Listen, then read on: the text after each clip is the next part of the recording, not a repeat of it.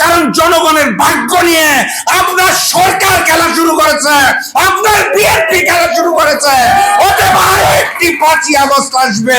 জিয়াউর রহমান এবং দেশনেত্রী বেগম খালেদা জিয়ার সুযোগ্য সন্তান বাংলাদেশের মাননীয় প্রধানমন্ত্রী জনাব তারেক রহমানকে একটা ধন্যবাদ দিয়ে বক্তব্য শেষ করব।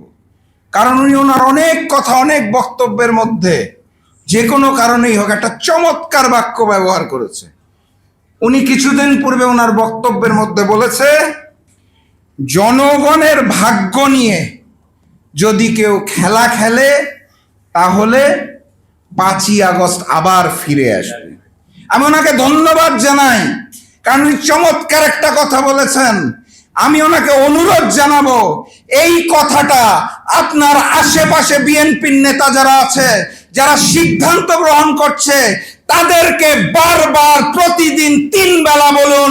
কারণ জনগণের ভাগ্য নিয়ে আপনার সরকার খেলা শুরু করেছে, আপনার বিএনপি খেলা শুরু করেছে। ওতে আরো একটি 5ই আগস্ট আসবে এবং পালানোর পথ খুঁজে পাবেন না।